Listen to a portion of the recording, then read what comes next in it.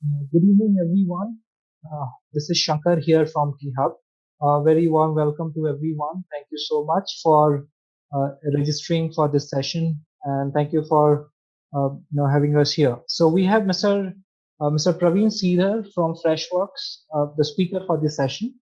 A quick introduction to Mr. Praveen. Praveen is into the 12th year of SaaS business. He has worked as a process specialist and a product analyst from almost 9 years and currently heads the pre-sales for ANZ, India, Europe, and the UK market at Freshworks. So welcome, Praveen. It's an absolute pleasure to have you here for the webinar. And thank you so much for accepting our request and being with us here. Thank you so much, Praveen. Over to you. You can take it forward. Thank you so much. Let me start sharing you to see my screen. Yes, we are able to see your screen. Perfect. So, good evening, ladies and gentlemen. This is Praveen. Even before we start, I'm just waiting for people to join. But yeah, let's start with this session, right? So even before we start this session, we would have loved to have this session in person because that's exactly how you connect with a lot of people. Now we have started because of this pandemic. We have started living in 2D life where we have been living in Zoom. I spoke about this even to Shankar before the session, right? Where I spoke, like we have been living, eating, breathing, everything on Zoom, and so it's been used to it. So I'm trying to make it a little more engaged, and let's see how it goes, right? So the first slide usually doesn't have an impact, and that's because you know about the topic in which we're going to talk about. So first lesson, first tip: if there is no impact, please don't put your efforts there. Right? That's exactly what we're going to talk for another 90 minutes is all about. Right? We're going to talk about where you got to put effort and where you're going to get impact out of it. Right? So everybody knows about today's topic. We're going to talk about scalable sales model. But just give me a second. Cool. This is the second slide, right? Where I wanted to concentrate much because this might create an impact for you guys. So this is Praveen, and I've been with this industry for around 13 years. Before Freshworks, for 5 years, I've been with TCS, and I've learned a lot of things as a failed entrepreneur as well. So on the startup front, I know where exactly things can go wrong and how it has to be corrected. So I'm very proud to say this. I'm a failed entrepreneur as well, right? So with that, let's get into today's topic on scalable sales model. First of all, even before we talk about this scalable sales model, let me tell you one thing, which is actually the reality, right? There is not one size which is going to suit all, right? So these are guidelines which, from my experience, we have built it, which it's been successful for a lot of people when I did my consultation, right? And that's exactly where I started coining the entire acronym for this, right? But these are guidelines which are successful guidelines, and this can definitely throw some light on areas where you got to concentrate, which you would have overseen it for this long. Yeah. So we're going to talk about all this, but we're going to make it more interactive. We have around 48 people, which is a good number coming in. And if that's the case, we got to make this interactive, right? So there is a challenge, right? When you're going to do a Zoom session, it's always a challenge because we don't know what people are actually reacting to. We don't know where people are interested about, where people are even focusing on, right?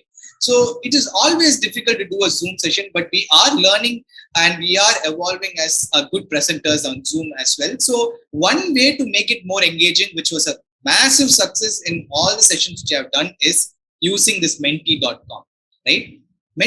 Just have your phones ready.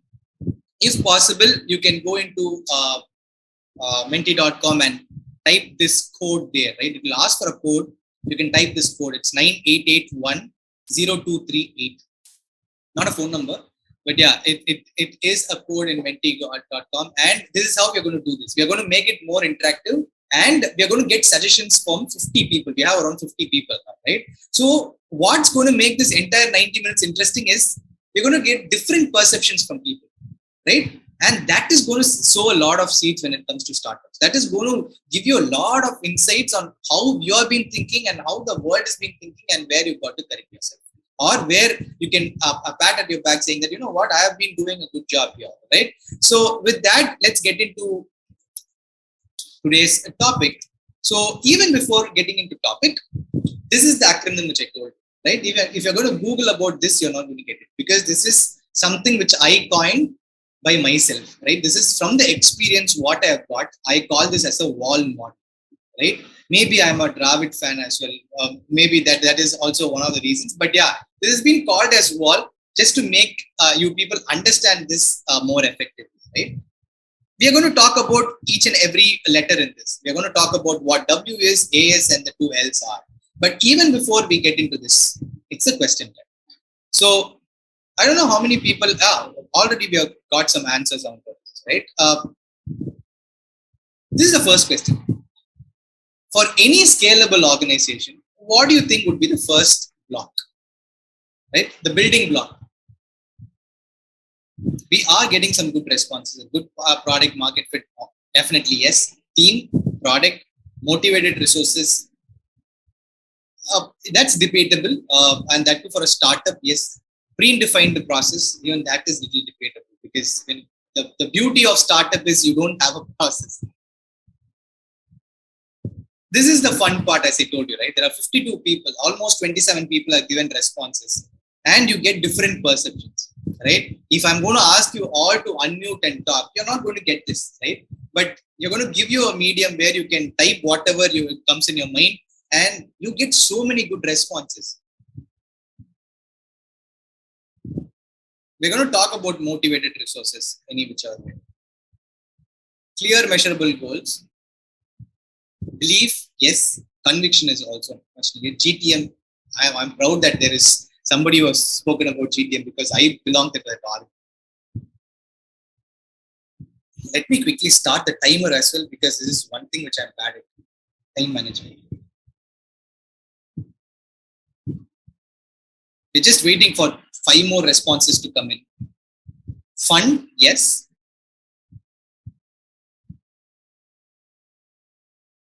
Problem to solve, opportunities, purpose, realistic goal, customer obsession. Wow. Okay.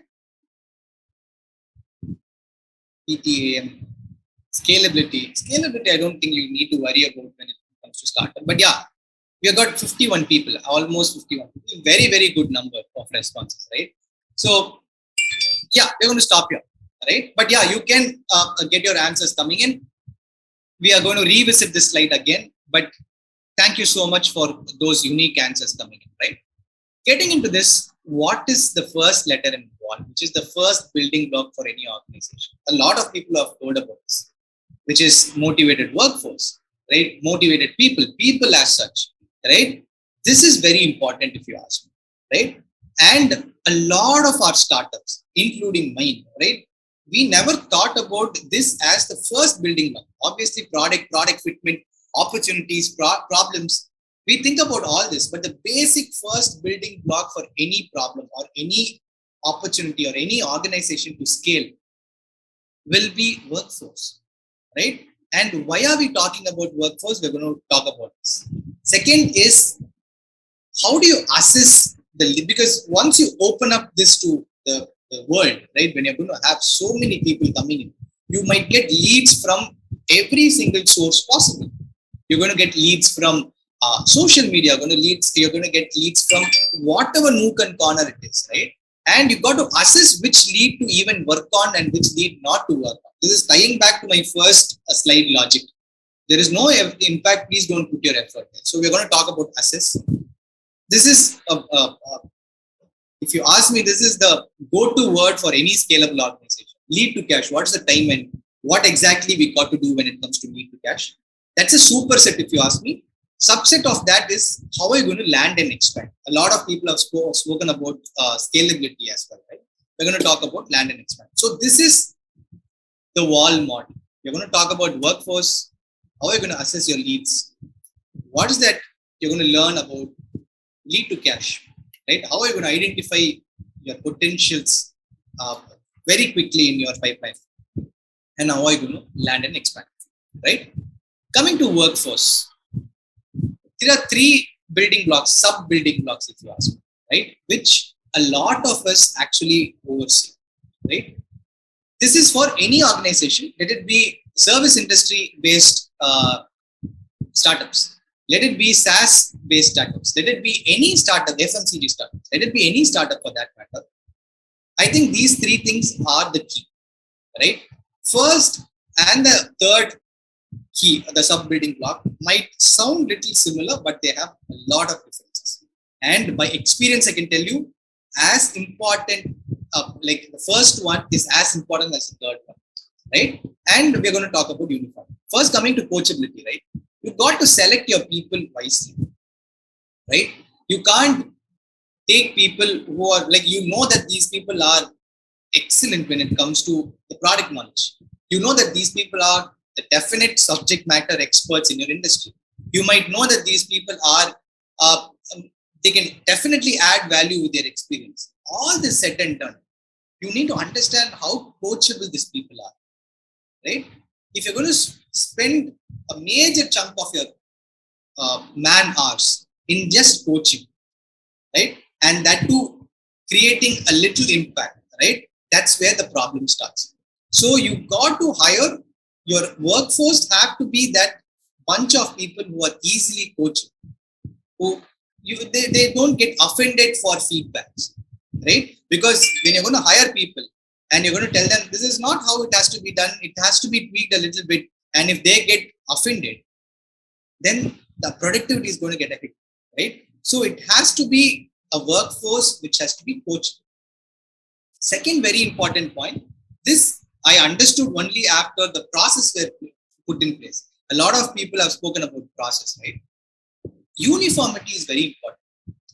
The crux of your company, you define the crux of your company, the underlying conviction of your company. Any department for that matter would have that as the crux. Their training modules can be different. The modus operandi of training can be different. The way, the time it takes to ramp up can be different for each sub organization of your company. But the underlying conviction has to be the same. For Freshworks, if you ask me, from the day I joined in 2016 till date, right, one very important point which our CEO talks about again and again is EX is equal to CX, right? That has not changed. The wordings might have changed. The way we are coining the term would have changed, right? But the conviction has not changed. You keep your employees happy, and in turn, they keep your customers happy. That's the conviction. So you need not have the same conviction, but there has to be some conviction for your company. You've got to have that crux which can't be changed. You can't change that frequently. So that is uniform. From there on, start building your process on training, right? So you got to train these people uniformly, and that's exactly how you're going to make them more effective. The third very important thing, which I told you, is coaching abilities. This, when I spoke about this in one of the startup meetings, right? A lot of people ask me about the difference between coachability and coaching abilities, right? There is a jarring difference.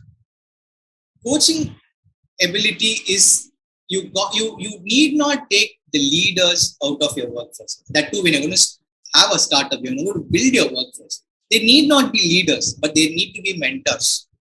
Because these set of 10 people, these set of 20 people are going to build your organization, are going to be responsible for building your organization from 100 people to 100,000 people, right? So we started with 4 people, we started with 3 people. Now we are almost 4,000, 5,000 employee company, right? And how did it all start? It's because of these 3, 4 people who were there in the beginning of the company's early days. They were excellent mentors, if you ask me. More than the product knowledge, more than the subject matter expertise. These are the set of people who are very, very good coaches, right? They are going to be responsible for your workforce. They are going to tell you how your workforce is going to be built, how your workforce is going to be shaped, the culture, right? Everything is going to revolve around people, the first set of people whom you're going to hire. And they're going to be very, very good mentors. That's exactly what we need. All the other things, I think it will evolve as a team member. But coaching abilities, please see to that you get people who are very, very good mentors. That's going to help you. When you have a team, it is sorted. Half of your problem is sorted. Believe me, half of your problem is sorted. They know what to work on. all the other things which you told, right? Let it be the customer obsession. Let it be, everything is connected to that central fulcrum, people, right? Let it be knowing about target audience. Let it be your idea, right? Let it be your belief, cracking sales process. If you are going to tie back all this, it will be tied back to your workforce. And people with good coaching ability and people who can be coached easily are the ones who will be building that strong workforce for you, right? With that, the workforce, like you've set the workforce. What next? There's a lot of people who ask this question. Yes, I do have a smart bunch of people. I know their process. I have given them the training modules. I know how to like iron out the problems, and these are very good mentors. What next? Right? You have the team in place. You have the product in place. Right? Next problem. See, I'm just skipping all the usually like places where there will not be any problems. I'm not going to touch base on that. Right? Your product launch, the understanding your opportunities. These are usual.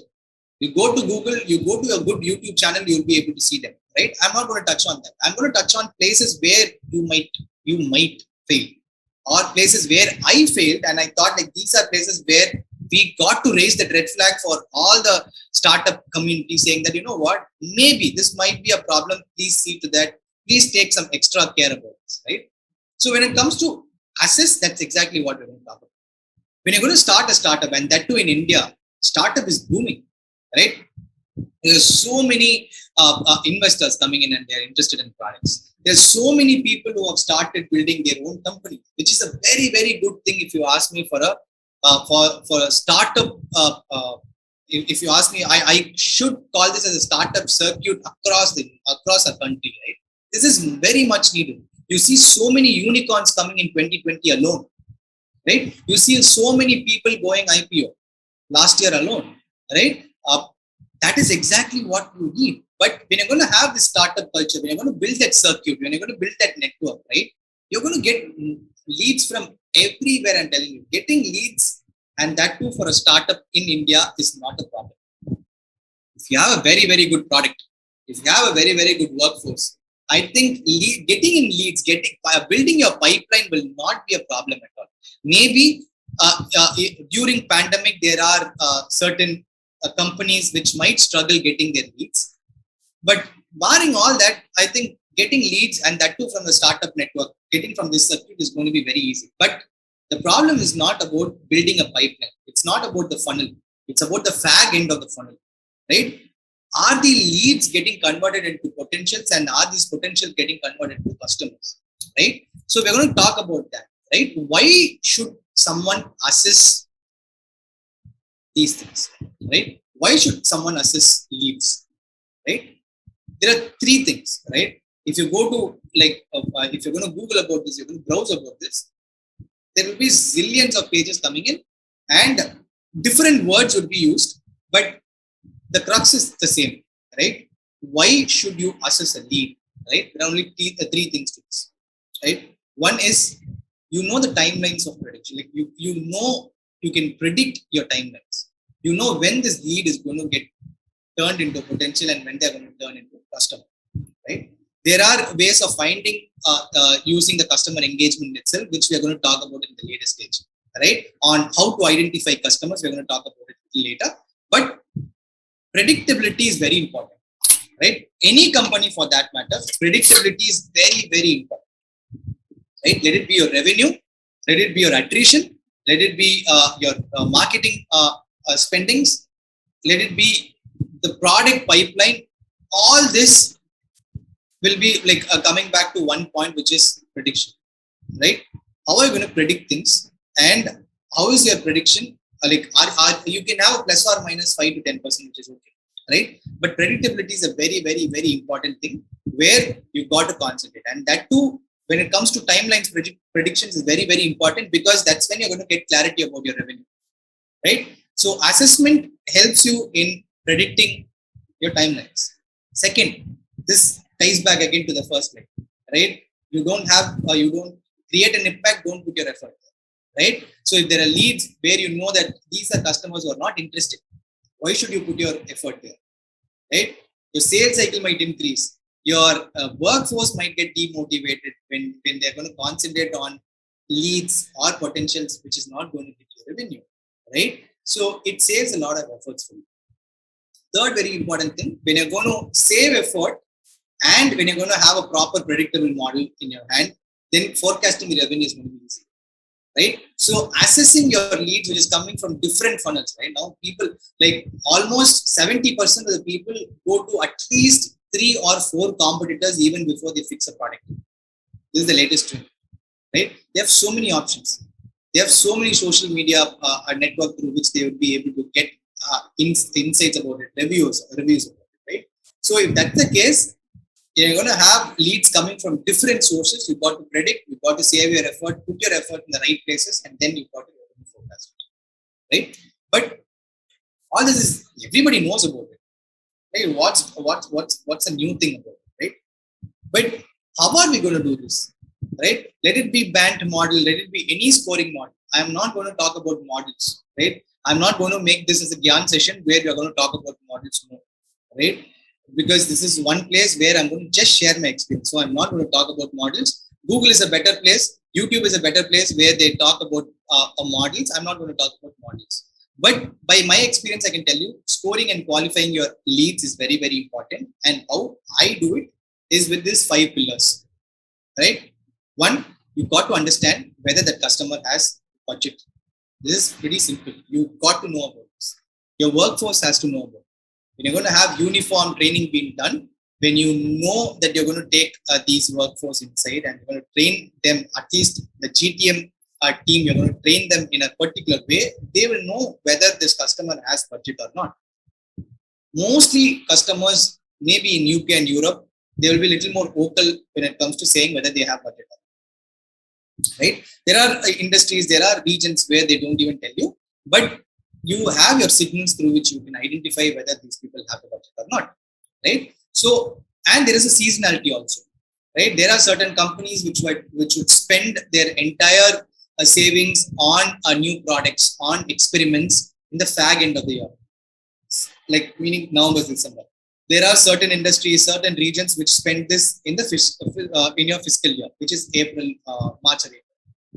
March usually, right? You identify that with your experience and score them across their budget. If they have budget, put your effort. Else, you can have relationship, but you don't put your effort there, right? And you got to understand: are you talking to the right people? Authority, right? You can talk like you can have a call. I have a customer. I had a customer for whom we went on almost 7 calls a day, not in a month. In every day, minimum. I'm not exaggerating this. Every day, minimum of 7 calls I had, right? But the problem is that customer was the individual was just an influencer. He was not a decision maker, right? Decision maker was someone else. I understood. I failed in this, and I understood that influencers can help, but after a position, right, it has to be the decision maker. The influencer has to put that sound. He has to make that noise to make the decision maker understand that this is the right product for which they need to spend, right? So understand who the authority is and talk accordingly. It can be the CTO, it can be the CXOs, it can be the system administrator for that example, right? They can change a lot of things for you, right? If it comes to SaaS, yes, system administrator, but even the bottom up approach at times it works. Third, very, very important thing, which is very close to my heart, is urgency, right? If you have a problem, right, and that's exactly why you're evaluating some solutions, then it's easy for you to sell to them, right? But if it is going to be that window shopping, what people are doing, it's going to be tough, right? So you got to understand that urgency. Urgency is very, very important, I'm telling you, because that's exactly what is going to help you in predicting your timelines, right? You need to understand what the urgency is, right? I would have coined a word, but that will again become a model. So I didn't coin a word here. I can definitely coin one in maybe in a week's time. But yeah, urgency is very, very important, and you got to know about the competitors. As a startup, I think I don't know how many of us do this. Once we get in, once we do this market research, once we do our market study, get in, and once we are out global, After that, I think after the market research, we stopped doing this competitor analysis. We stopped building our battle cards. Battle cards for your workforce is very, very important. Let it be any service, let it be FMCG, let it be services industry. But battle cards are very, very important, and they play a very, very important role because you need to know about your competitors, and the competitors might change every 6 months. Your competitors might change, your competitors' offerings might change. So, battle card has to change. Battle card has to be updated every 6 months. Have your battle cards updated, right? And that's exactly how you're going to know about the strength and weakness of your customer, and that's exactly how you got to play. Because this is an industry where there is going to be very tight competition from a lot of people, and that's the case. You got to know your competitors, and you got to have this being written somewhere so that your team knows about it. So the last part is paperwork. Just because it's been placed in last, it doesn't take the last priority. If you ask me, a lot of huge deals, right, get stopped, not only for our company, any company for that matter. I think a lot of people will agree to this. Lot of your good deals, high value deals, gets stopped at paperwork because of that one contract, because of that one clause which your legal team said that they can't remove, because of that one page where it talks about liability, right? There are so many. There can be instances where compliance is very, very much needed, and that you don't know, right? The customer talks about the compliance only in the paperwork. So it's it's much better to start your paperwork as early as possible, right? Within, like, let's say if you're going to take an example of 1 month sales cycle, it's better to start this in the end of first week or even the second week. Let it be whatever the outcome of the entire process engagement is going to be. But starting your paperwork as early as possible will do two things for you. One, it makes it little more serious. The entire process gets a little more serious because it's going to be on paper, right? So there will be a sense of urgency from people. Second, you will know where the roadblocks are. You will know where the red flags are, and you would be able to alert people, and it will be more of a smooth sail, if you ask me, right? So with that, we are finished with workforce and assess. Is there any questions? I think there are quite a bit of questions coming in. I'm just reading the questions. Okay, you can put your questions on the Q&A session, and I'll see to that it's getting answered. Right? So if there is any questions, I can wait for 30 seconds, and you can please put them on the Q&A session so that we can take this forward.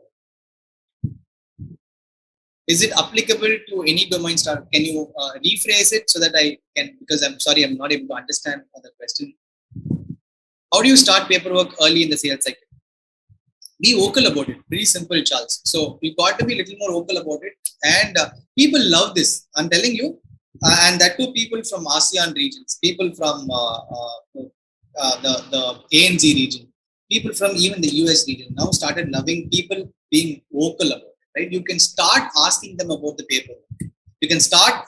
It need not be so explicit, but you can start asking them what type of paperwork would be there once you're fixed on the product, right? It can start, even if it is not paperwork, you know where you might have risk. You know where you have these potholes. It can be the liability clause. It can be compliance. Start talking to them about it. It starts giving you that seriousness, right? So nobody thinks wrong about it, and it actually gives more confidence for your customers. So start talking about your paperwork at least in the 1.5 2 weeks, so that people know that okay, these people are serious about the process, and let's like put in our 110%. Right? Cool. This is very interesting, right? Coming to the lead to cash process, right? Again, here with my experience, I have coined something where you can identify where you got to put your effort. One. Second, how to identify customers and how to talk to these customers. Right? These are guidelines. and this will definitely help you, like uh, at initial stages when you're going to start following this experience, like experimenting this, right? You will have your teething issues, you will have problems in understanding which bucket these customers fall into. But I can write down and give it to you by like 6 to 7 months or even 1 year. You'll be able to evolve that model. You know which bucket these customers fall under, and you will be able to take that forward. So I call this as a safer model, right? This is nothing related to pandemic, but yeah, it has been coined this way because every single letter has a meaning to it. Starting with yes, which is how are you going to secure your customers? How are you going to secure your potential, right? So there are four categories. This is a very, very important topic. And I love this because this is out of my experience of 13 years. I have written this and it has helped me even now, right? It has been helping me to identify which customer falls under which bucket and how should I even talk to these customers, right? So the first one, we call them as drivers, right? And these are customers who are a little impatient, right? They want things to be done now. I have a classic example now, right? Meaning today, even before the session, right? I had a customer, not a customer as such, but she was my ex-boss, right? And she falls under this category, right? She's from my previous company, right? So there is some problem which has to be solved, right? And for that, she told me, yeah, Praveen, I want to solve this problem and I want you to consult. I told her that this is how it has to be solved and this is exactly what you got to do. And she is like, can we do it now? Can we finish it now? Right? So these are people who wants to do it right now. Though they know that problems can't be solved immediately, but these are the drivers category, right? They have a very, very poor listening skill, right? You got to control the entire process, right? Else it might derail, right? And the good part about them are they are very outspoken, right? They don't think about this. They won't have this mentality of should I talk to Praveen about this? No, they're very outspoken, and that's a very, very good part about it, right? And how to sell to these customers is if they are going to talk and if they're going to have that poor listening skill, you keep your solutioning short. You have your pitches short. It can be elevated pitches, nothing more than that, right? You need not even push on the process because they want things right now, right? So you need not even push. You need not even put that sense of urgency because they are already there. They want things right now. And for them, you need not talk about the product. You've got to talk about their problem, right? Somebody told about this in when we collected data, right? Uh, that's exactly the crux. You've got to talk about the problem to these people, right? You cannot go and talk to drivers, like the category called as drivers, saying that you know what, you have a problem in torque. Like if you take a car, right? You have a problem in your torque. You have a problem in your horsepower, right? They're not going to even care about it. But when you're going to talk to them, saying that you know what, 0 to 100 miles per hour, your car has to do, but it's actually doing only 20 miles per hour, right? So there is a problem, and we know what the solution is. That's exactly how you got to talk to this drivers category, right? So identifying them is very easy, and this is exactly how you got to sell. Second is analysts, right? If you're going to ask my team, they tell that I fall under this category, but I don't know. But yeah, these are people who want to do it in the right way, right? They give a lot of attention to detail. They ask you a lot of questions, right? Maybe you might, if you're not going to record the entire conversation, what you're going to have with your drivers, either an email or on chat or let's say on some conversation possible, right? You're going to be lost because they even don't know what they are spoken, right? But this category of people ask a lot of questions. You need not even document it because they have it in their mind. They have a very, very planned approach. The project managers, the IT specialists fall under this category, right? Where they give attention to detail, they ask you a lot of questions, and they project plan the entire engagement for you, right? For them, you've got to talk with data, right? the sales cycle would be a little longer because they ask a lot of questions, they take time in evaluation, but their evaluation will be structured. If they put that fullest 100% in that, it means that you have already been selected and this customer is, this potential is not a potential, they are going to be a customer, right? So that is the analyst. Third is a team worker, right? You see a lot of people from Southeast Asia, from India, right, from Pakistan, from a lot of our neighboring countries as well. They fall under this category where they are teamwork. They are very good listeners. They need explanation for every single thing, right? And the best of all, they are relationship oriented, right?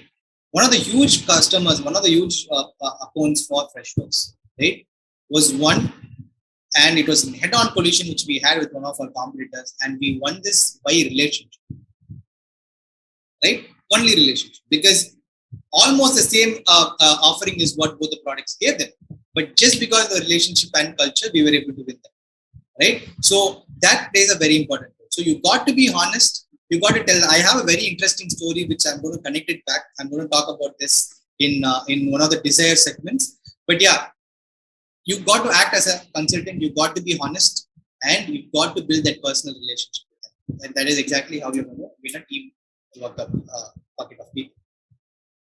So the last bucket is expressive, right? Where they go with their intuitions, right? They are very similar to your drivers, but the one important thing is they are confident. They are very, very confident about the entire engagement, right? And for them, social proof is very important. You got to tell them that their competitors have been starting, they have already started using it, right? You got to talk to them about their competitors. You got to talk to them about the reviews, the Gartner review, what you've got, the LinkedIn reviews, what you've got. You got to talk about all this, and that's exactly how you're going to get the expressive set of people by your product, right? So if you keenly watch this, right, it's easy to remember all this, right?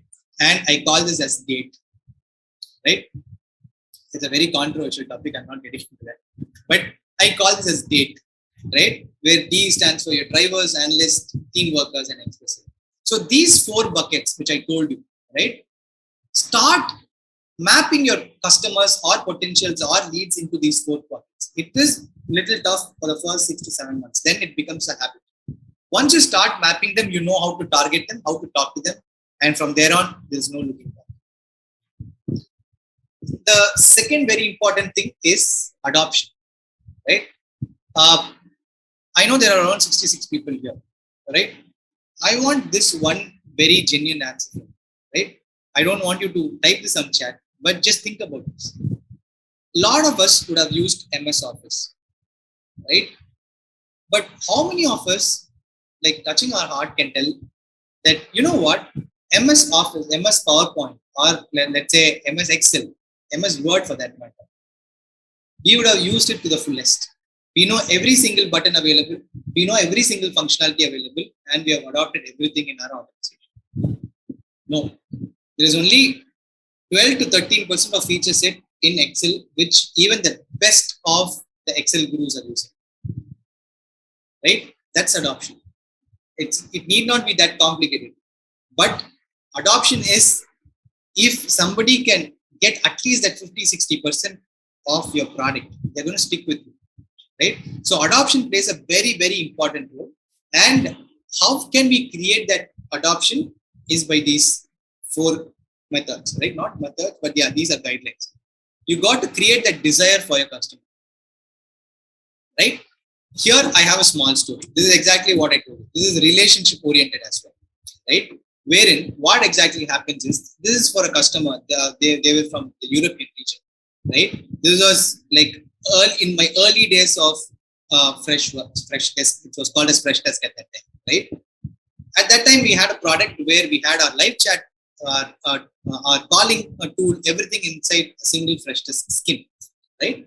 And so live chat, wherein if two people are there, they can chat. Like you can chat to an agent if the agent is available. And then we move to the messaging tool. But before that, it was just a live chat which we had. Right? A customer came to us and said, you know what? We want a messaging tool for our customer base. And we are looking out for around 200, 300 people. That's how the conversation started. And we had a head-on collision with a competitor of ours, where even they wanted to pitch their product. But the best part was their desire was towards a messaging tool. It's like a WhatsApp or a Facebook Messenger, where customers can come and drop the message, and agent, when they are available, they can see that message and reply. But we never had that infrastructure. So for them, we identified that yeah, these people fall under the team worker category, and not because of the relationship, but these are very focused, and you got to be honest. So we told them that you know what, we're going to build something for you, because that's exactly the advantage of a startup. Like if you get a huge customer, and if you know that there is a potential of growth for that product, you start building that product. We said we currently don't have, but we will give you a proposal. We never copy pasted. We wrote a 60-page proposal for them for a product which is not even available. We said this is how we are going to deliver it. At the same time, on the flip side, the competitor was talking to them, and they started talking about their ideology, right? They started questioning their desire. They started questioning their conviction, saying that, you know what, you need not even go to messaging, you've got to use live chat only. That's where the relationship between them got strained a little bit. And they said, culture wise, I think Freshdesk is a right fit. If you can pull this off, if you can pull a product like this, then I think we are in. You won't believe our Freshdesk messaging tool, earlier called as Fresh Chat, right, was born that way. Then we started building this tool. We took that 1.5 2 months, right? We had them as a continual partner. And October 10th, 2017, if I remember right, we launched Fresh Chat, which is the Freshdesk messaging tool currently, right? Why I'm talking about the date is because October 8th, we signed our first contract for the product. When you know that they have the desire, when you know that a product fitment and the paradigm is going to shift, why not you go and give them the solution, right? Second is about awareness. There are a lot of latent pain which your customers might not even know. So you got to create awareness about this product, and you got to tell them how you can solve with your product. And that's exactly how the adoption is going to increase. And more importantly, you got to have champions in that company. Your customer base has to have at least one champion who can talk about our product to their management, right? But without desire, that will not happen, right? So have that champion being built. The first story which I told you, right? We had a champion there. That was exactly because of relationship we built. We had a champion. She was in love with the product, right? And that's exactly how she was able to go and convince the management, and we got one of the biggest customers of that time for Freshdesk, right? You got to have the champion in place. And when it is going to be a SaaS-based product, training materials are very important. A service or a SaaS-based product, you got to have a training material which is going to help them understand what the adoption is and how to adopt it much further, right? And then comes the familiarize, right? This is as a customer, once they come in, right, then we don't concentrate much on them. But the problem starts there. You got to start familiarizing your product and the features to them, right? Else, this is not going to happen. So you got to have continuous connection with these people. You got to talk to them. Your customer success people can do this, right? You can identify their problems continuously.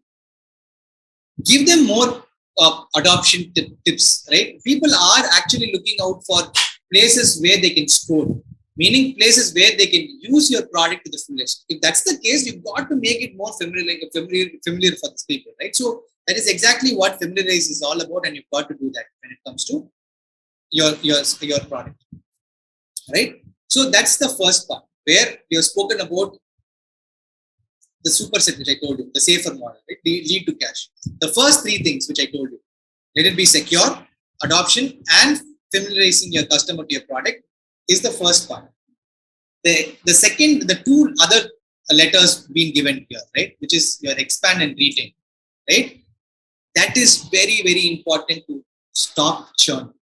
For a startup, more important building block will be avoiding churn and leakage than getting your customers.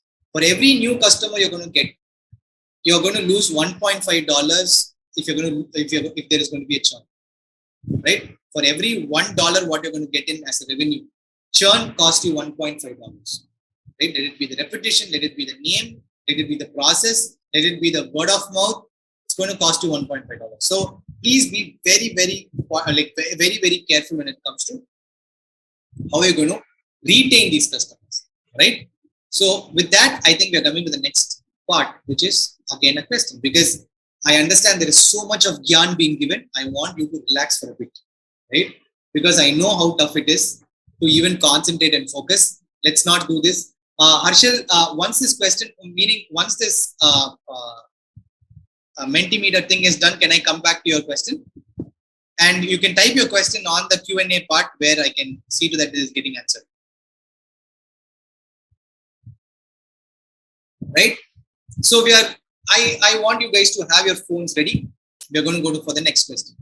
Right? Same code 98810238. Right? People who have joined little later, please go to visit www.menti.com, menti.com, and it will ask for a code. Please type 9881020238. Next question is this. What do you think? There is no right or wrong answer. But tell me this. What can help you to retain your customer?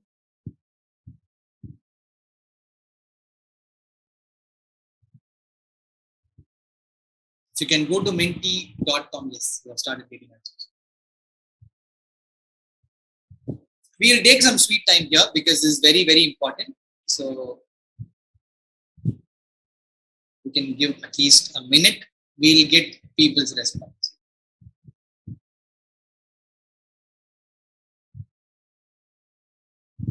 13 people who responded, but yeah, people who have joined little late. This is one place where we are trying to get a perception of different peoples from different organizations. So please go to www.menti.com, and there is a live code being given, which is 98810238.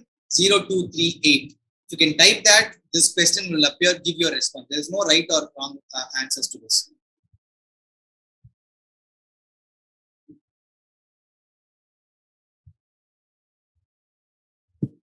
By that time, let me try to answer some of the Q&A questions. Following up, so let me take this question from Dinesh.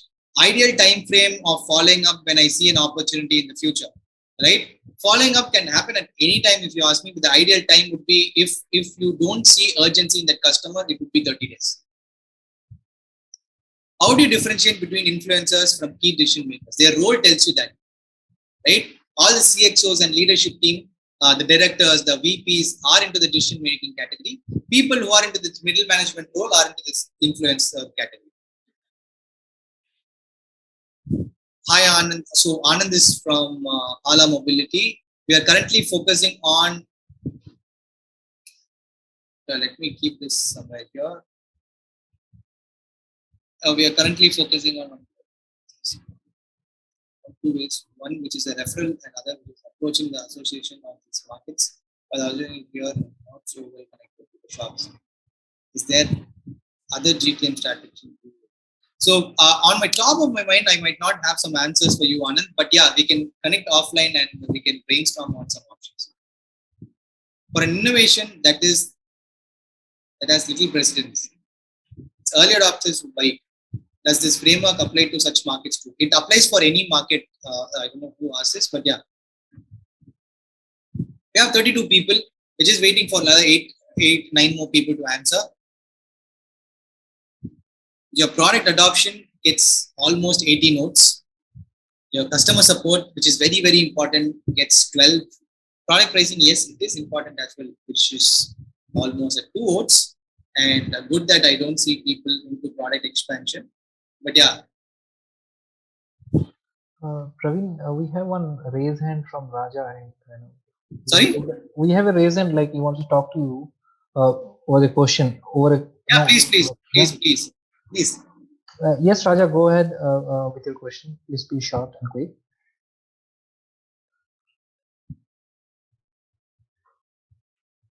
Hello?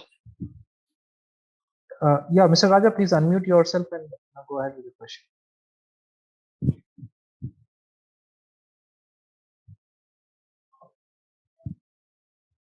All right. Has he been added to the panelist? Because I don't know Yes, whether yes, he can yeah, ask he's questions. been added. Harshal, you can go ahead. Yeah. Hi, this is Harsh Yeah, from sure. Test. I have a couple of questions. Like asking for a paperwork, wouldn't that be impacting the negotiation since it might be looking at this like we are desperate to sell or something? That's a one. Second question is how to identify or grow our champion base at the customer side, and how to identify and when to identify the date characteristics of the customer. I mean, my experience is we just had a meeting with the customer and we started talking about our product and our I mean, Arshil, customer. can you be little more I'm not able to hear you properly. Can you come Is it little more closer to the mic? Yeah. is it better now? Yeah, loud and clear. Please tell me. Okay. So, I mean, were you able to listen to my The earlier question? paperwork thing, yes, I was able to understand. Yeah. Okay. The second, how to identify or grow the champions at the customer end. Okay. The third is how to identify and when to identify the date characteristics of the customer. Because generally, what happens, we will be showing our presentation, our product details, and then later we get into question and answer. So, is there any way to get these, date characteristics of the customer much in advance in the game? Okay, let me answer this. Like there are three-fold answers to this, right? The first, the paperwork part, right? Paperwork, as I told you, you can be little vocal to all your customers, right? There might be customers who won't encourage this, but it's nothing wrong in asking them about the paperwork even before you start. It need not start at the negotiation point, right? I'm not asking you to send that contract to them saying that you know what you got to sign this or please look into this, right? So it's a paperwork. What I meant by paperwork is you got to start conversing about your paperwork. It's not like sharing your paperwork, but start conversing about your paperwork. As I told you, you might know your potholes, right? You will know where exactly you might fail, where exactly you might slip, where you exactly got to slow down, right? You will know all this. So all these clauses, let it be the indemnity clause, let it be the compliance clause, let it be your downtime clause when it's going to be SaaS, right?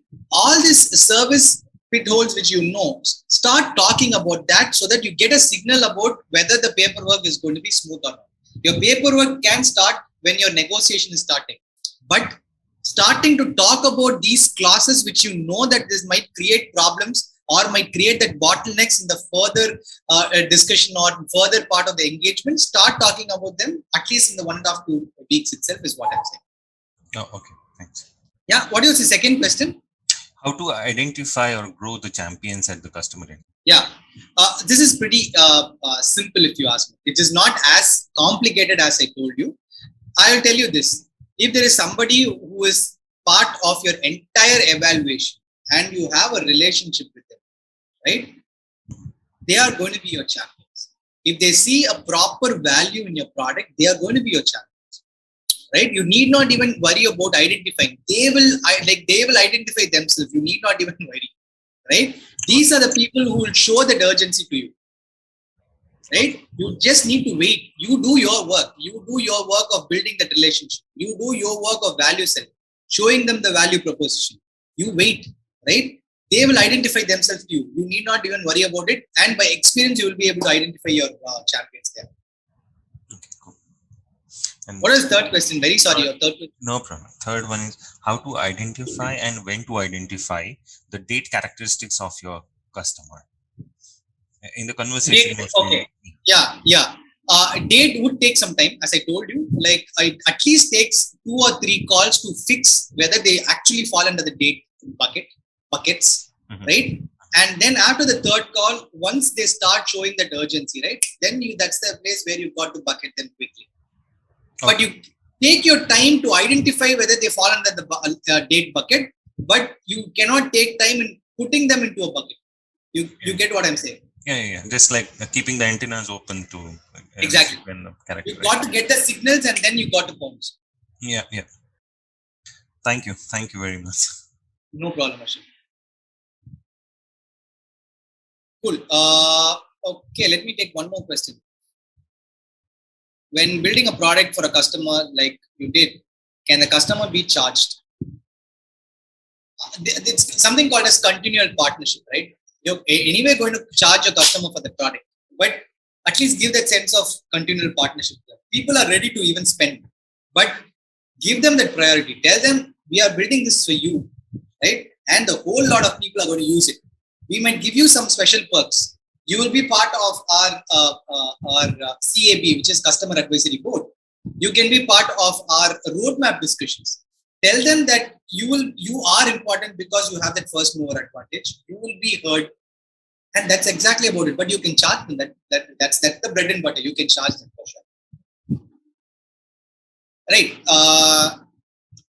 So thanks for the answers. So we clearly see that product adoption gets what it needs. Right. So coming to this is about once your lead to cash is done, right? How are you going to land and expand, right? So you got to have your entry and exit points being defined, right? I'll tell you what this entry and exit points are. This is for a startup where you have a considerable customer base with you. You know that people have started using your product and you want to conglomerate, you want to expand, you want to have different products coming in, line of products coming in, right? That's when you got to start defining your entry and exit points. And you can go one step behind and one step further. What I'm saying is, let's take this example of Freshdesk, right? Freshworks, right? When our flagship product Freshdesk was launched, it was a customer engagement, right? But we thought about this. If customer engagement tool is running successfully, how are the customers, like how are our customers getting their customers, right? They will have their challenges that in that as well, right? So that's exactly when we thought about this and said, why can't we get into the CRM part of it, right? That's one step behind. Your entry point for customer queries, customer engagement is they need to become your customer, right? So the potential to customer, that travel, there has to be some product offering for that. And that's exactly when Fresh Sales was born, right? We thought about this. Okay, now that we have Fresh Sales, which is a CRM tool, but even before the potential, there has to be a funnel. There has to be somebody coming to your website. There has to be some A/B testing done on your website. What are you going to do for that? That's exactly the step where from Fresh Sales, we wanted to take one step behind, which was Fresh Marketer, where you do all your analysis, right? You can see an ecosystem getting built when you take one step behind or one step forward. From Freshdesk, we took one step forward on how are you going to create that adoption? How are you going to make that stickiness possible for your customer? That's exactly how our another solution called as Fresh Success was born, which was more of a CSM related tool, right? So define your entry and exit point, go one step behind or one step further. And this is exactly what is called as forward or backward integration, right? When you start doing your products, when you start best example is manufacturing industry. When you manufacture, right? When 3M started, they started manufacturing. But for raw materials, they need to look out for options. And then they said, why should we even go and look out for options? Let's start manufacturing our raw materials by ourselves. And that became an industry by its own, right? So that's exactly what you got to do. You got to do at least a backward or a front integration when it comes to expansion. Expansion is very, very important when it comes to companies' growth, right? The last part is retain. So with that, I think we come to the fag end of our presentation, which is retain, right? I'm going to stop here, right? I want you people to tell me on chat or Q&A, right? What do you understand? Like there is something being shown here. We are going to talk about retain, and I'm going to show this picture to you. What comes in your mind, right? I'm going to open up Q&A. I'm going to read your answers to this. But tell me what comes in your mind seeing this image.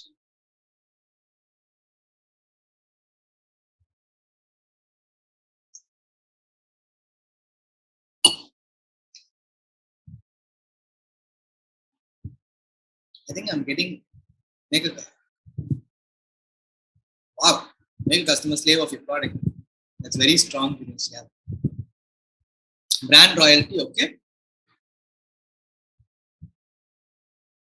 Different products, closed ecosystem, very close, well-connected ecosystem, very, very close. Quality, yes. Product pains, yes. Okay, I'll tell you this, right? I'm going to talk about ecosystem. Like a lot of people rightly mentioned, this is about ecosystem, right? You will have friends who are using Apple products. You will use, or your friends will use, right? And if you are an Android user, you definitely have that one conversation with your friends who is an Apple user saying that, you know what, I think it's overhyped. I think they don't have quality. I think it's like too much of money being spent on some box which is not even needed, right? But tell me one thing honestly, you would not be able to win them over a discussion or even an argument. When they are Apple users, they are so much loyal to their set of products what they're using, right? I have an Apple Watch, I have a MacBook, I have an iPhone, right? I have my AirPods, right? This is an ecosystem, like what Dinesh said. Maybe it's flavor of products, but this is an ecosystem what they're building. There's so much of seamlessness in this ecosystem, right? And that's how you're going to retain your people. You're going to have an ecosystem. You're going to retain people. And the most important thing in retaining people is not only this. If you're going to zoom out of the Apple products, get into Apple service, almost 90% of the decision has been are being made by the front desk people of your Apple service team. Such a decentralized model when it comes to service, right? That's exactly why you get such a quality, right? The service is very important, and you leave your agents, you leave your service front desk people to decide on what you got to do for that customer when it comes, when he's going to come with grievance, right? Disney has done that. Why is Disney such an like explosive brand? Why is it such a successful brand? Is because they give their entire decision making to their friend and people. They are the stars. They are going to be the ones who are going to run the company, if you ask me, right? So service plays a very important role. This is tying back to that first question which I asked, where people spoke about customer support, right? It's very important, right? Customer support plays a very important role in retaining your customers. So please see to that you have a very strong workforce which helps you in retaining customers by customer support, right? I think with that, we're going to the last question. This is the last question for today, this evening, and that is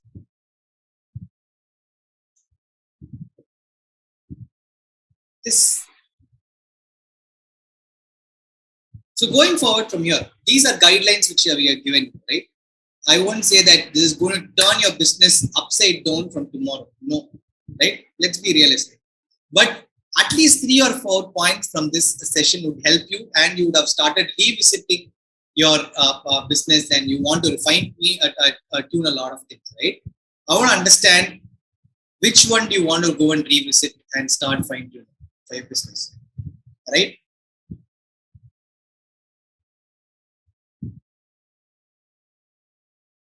Okay, I think some interesting answers coming in. Lead to cash, assess.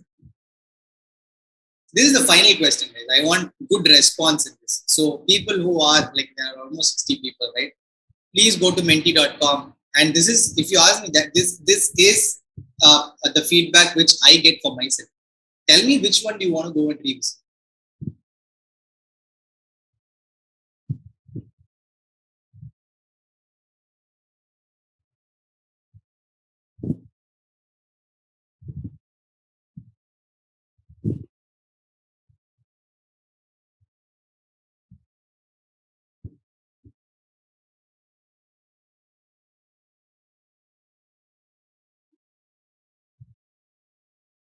And while people are answering this, let's take some questions. I can see that Rakesh has raised his hands.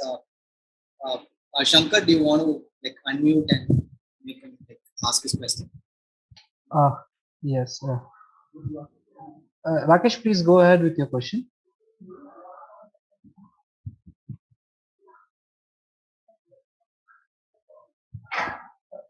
Rakesh, you can unmute yourself and put forward your question. And to others who have a question, please use the raise hand option so that we give you the option to talk to the speaker, to talk to Praveen directly. Yeah, we have one moment.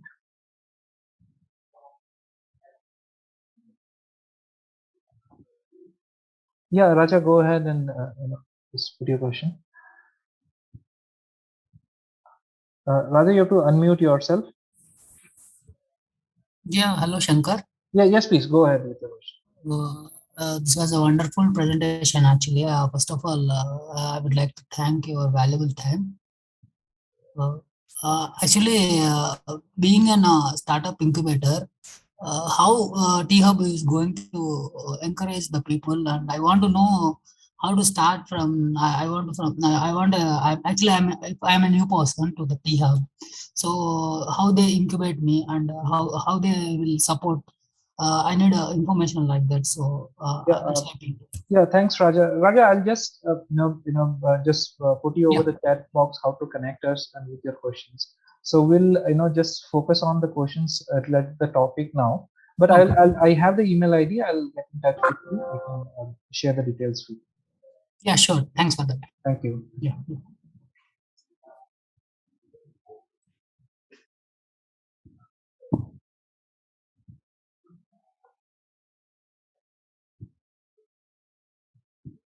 Yes, Charles, please go ahead with your question. Yeah. What's a typical sales cycle reduction technique you use at Freshworks? So there are different.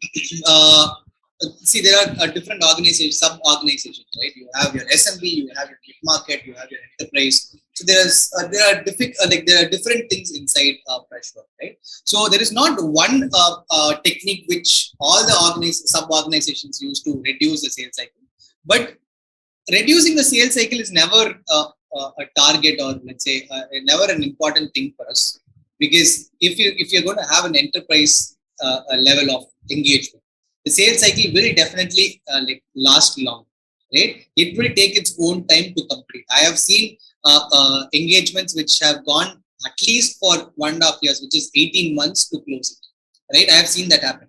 But when it comes to markets like which is in the fag end, which is your SMB market, it doesn't take much time, right? SMB is like more like this is exactly what a lot of people say, right?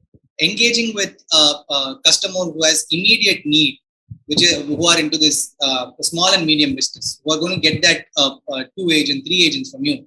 It's like ordering on pizza, right? It's going to be like it's hardly going to take 15-20 minutes, but it's not the same with enterprise or a commercial segment engagement, where it might take a lot of time. It's like building a house. You got to plan it, you got to execute it. So there's a lot of things being involved. There's not much of paperwork involved when it comes to SMB as well, right? So different buckets have different priorities, and we don't have one actual formula when it comes to Freshworks for reducing the sales. But sales cycle reduction is a very important thing where we engage with them closely, right?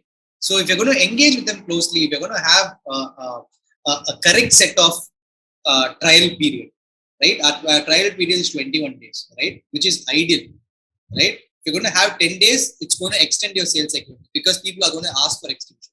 You're going to have it as 30 days or 40 days.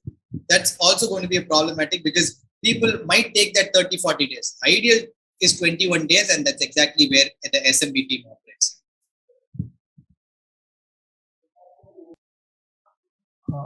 Dinesh, okay, Vinayak, go for it.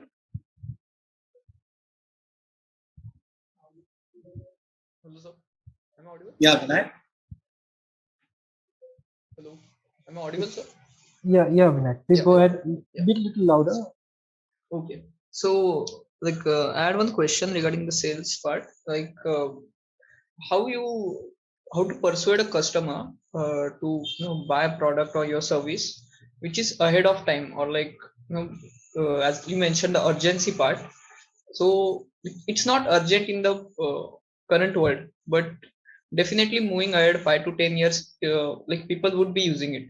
So how to approach customers to how do we sell actually such products?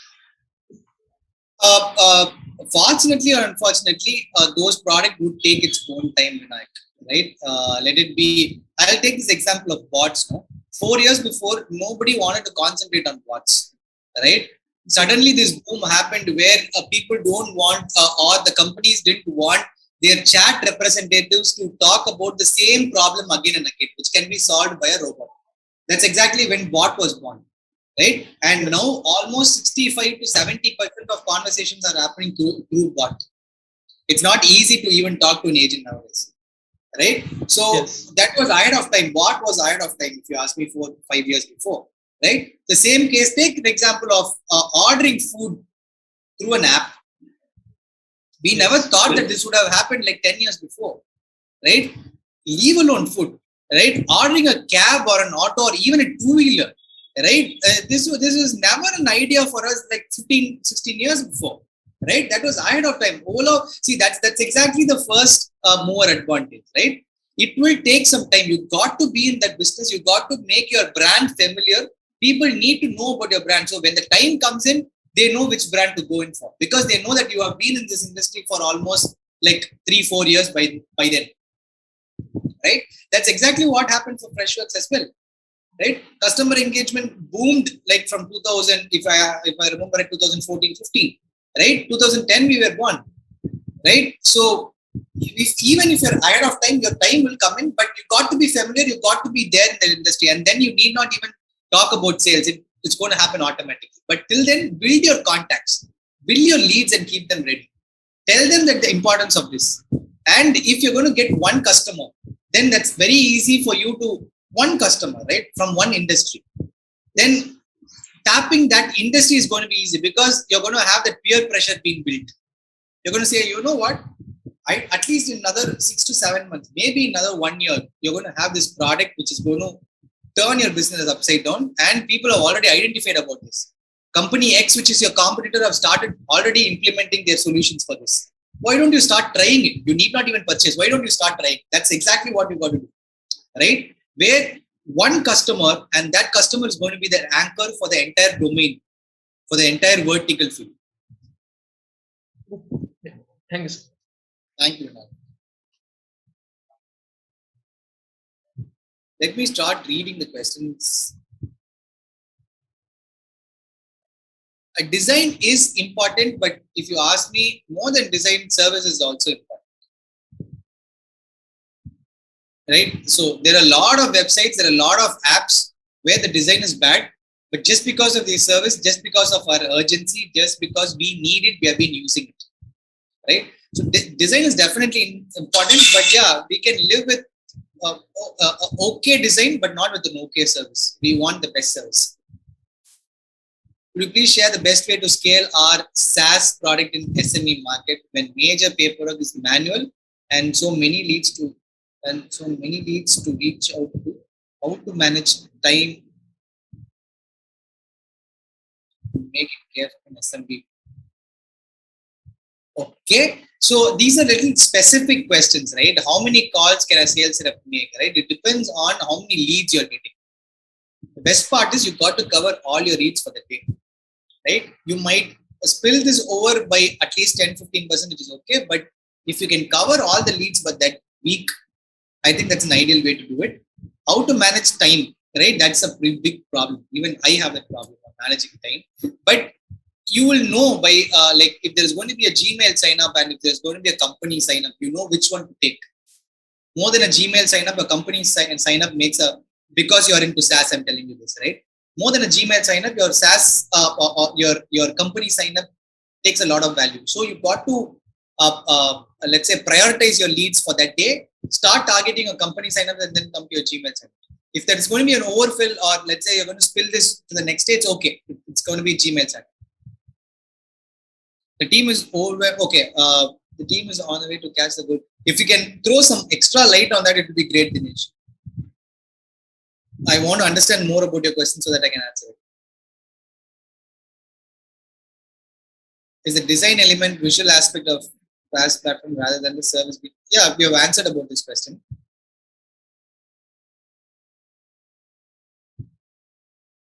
How to get our leads to attend or participate in demo? there is a lot of marketing work which has to be done, right? You got to conduct webinars, right? If you're going to target an industry, and conduct webinars, right? You're going to get a lot of leads from there because so many people with the same problem, they will be interested about your solution, right? Bring them to webinars, and that is the best way of doing this. This is one example. Quality of prospects or quantity of prospects with average quality. I would say quality, right? Because if you're going to, it's economics of scale, right? You're going to get 10 quality reads or 100 average quality reads. I will go for 10 quality reads because you're going to have that engagement with these people, and this 10 people can create that ripple effect for you, can bring in more 100 people. And obviously, these 10 people are going to bring in the quality leads only for you, and there's not going to be junk leads. So I would go for quality prospects.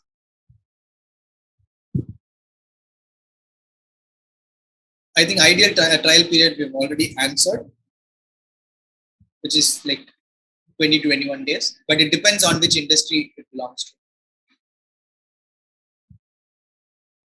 Yeah, you can raise your questions and we can unmute and make you ask your questions.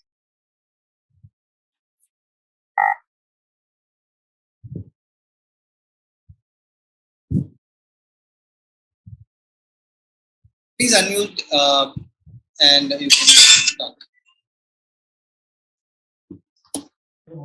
Paul, you can unmute yourself and go ahead with the question. Hello. Yeah. Yeah, my question has been answered. That was about the quality of the leads and all. Perfect. Yeah. Thank you. Thanks a lot.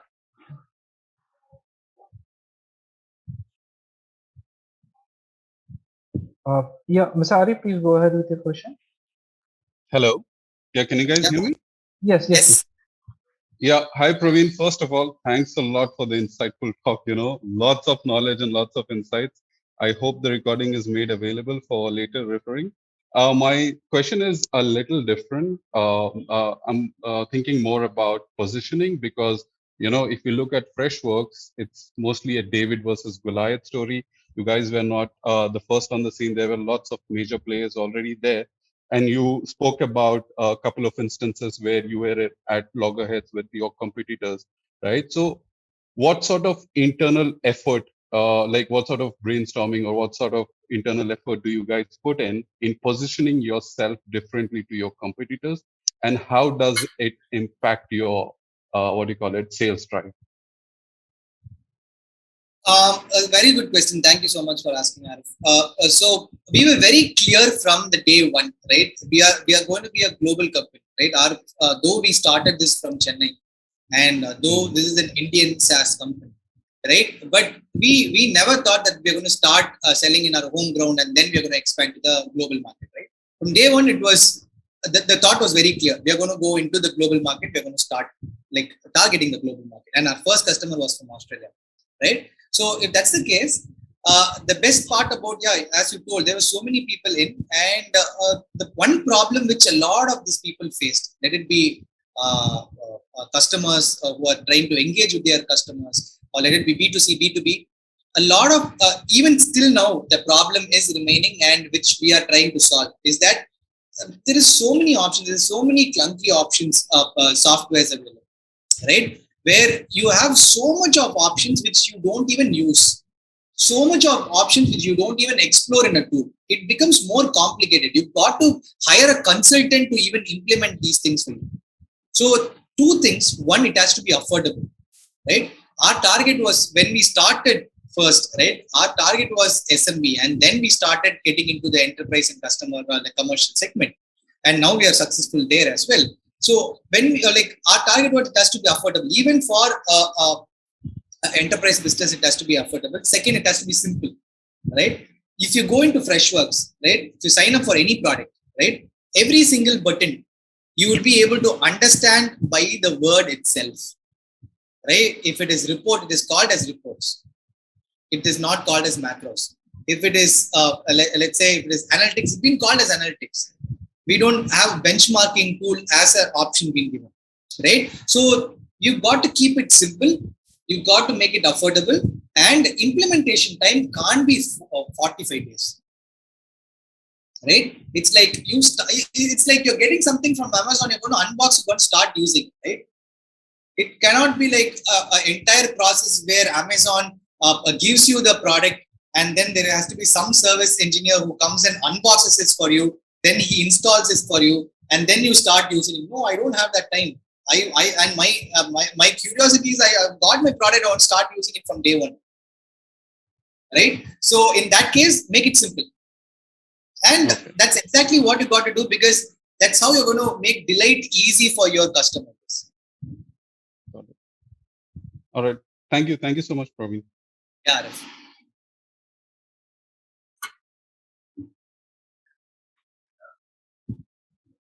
When the purchaser is not the user, how do you ensure one or other does not become the roadblock? When the purchaser is not the user. Yeah, so here you will have this problem. This is not a roadblock, but this is about how are people going to accept your new tool, right? This problem will exist everywhere, right? If you're going to replace a tool and bring in a new tool, that resistance will be there from the users, right? But if you're going to have the training documents ready, you're going to arrange for that training sessions, and you're going to give them the value of why this new tool has been brought in. That's exactly what I told Arif also, right? You got to make it simple so that people start using it. So there will be resistance when the new tool has been brought in. The purchaser might not be the user, but for users also, it is a bottom-up approach. You got to tell them that you have value out of it, you got to use it. Nothing else. That can be done only with hand-holding, training, and onboarding sessions. Go for multiple onboarding and training sessions. This shouldn't be a problem at all.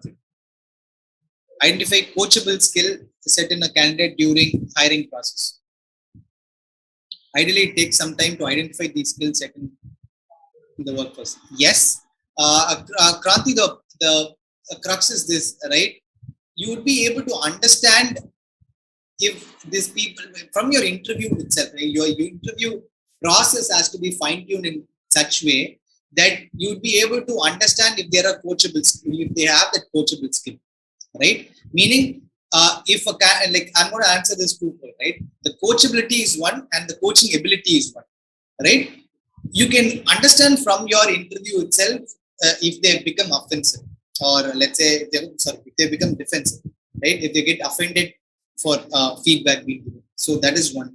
Second, coaching abilities. Even if you're going to get people, right? You know their people management skill, you know their people relationship skill, right? People who are extroverts, people take it for granted saying that they might be good in coaching abilities, but I can tell you this: even introverts, for that matter, are very, very good. Have the very good coaching abilities, right? If you ask me, they are the ones. The introverts can also be the ones who can be that.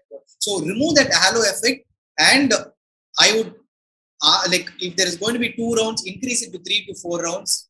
At least in one round, you will be able to identify whether they are coachable and they have this coaching.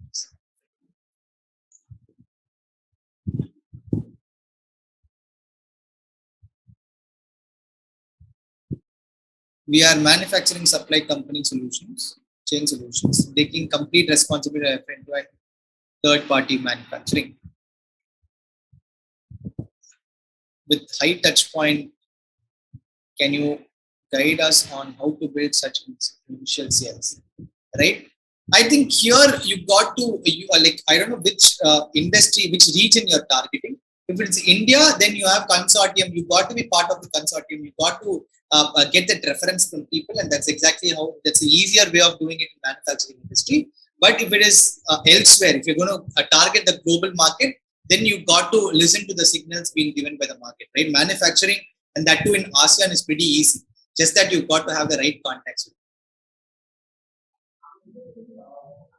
To all the attendees, we are approaching to the end of the session. In case you still have some doubts, we are left with 5 minutes. You can of course raise your hand, put the raise hand option to talk to Praveen directly, or you can put your questions on the Q&A box. Yes, Charles. So we have a question again from Charles. Please go ahead, Charles. Hey, Praveen, can you suggest a few books books which you think are good for us to read? I usually don't read books, but I can suggest you a couple of things which I usually read, and that every time I read, it gives a lot of insights to me. Right. The first one is the first 90 days. I don't know how many people have read about this, and it's available on Amazon if I remember right. So it's by Michael D. Watkins. The first 90 days is pretty insightful. So if you can get that copy of it, it will be great. And Mackenzie's Mind is one. So these are two things which I read. I usually don't read much of books, right? That is one quality which I'm trying to change for almost 7-8 years now. But yeah, these are certain books. Like the first 90 days is very insightful. I recommend this to a lot of my friends. And Mackenzie's Mind is one. So I don't think so. I could see any more questions over here. So thank you, Praveen, for such a wonderful session. I'm sure our audience from the last 1.5 hours had a wonderful time. Many things have been discussed. A lot of points are to be noted down. I'm sure this 1.5 hours is not sufficient to cover all of them, but yes, I think the way you have taken it out through your presentations, through the polls, that would do justice to many of the subjects that's been discussed. And Praveen, thank you so much, for accepting our request. And it's always a pleasure to have you here. Thank you, Praveen. Thank you so much, Shankar. It's been a great audience. Thank you so much for all that wonderful questions which came in. Have a great evening, guys. So thank you so much. And yeah, if at all there is more questions, I'm on LinkedIn and you can connect and we can have a chat. Yeah, Thank sure. you. And to all the audience, we would love to hear from you. Want to know more about how the session went off. To have many more such sessions, please do share your feedback. The feedback form is being shared in the chat window. Please do share your feedback. We'd love to hear from you.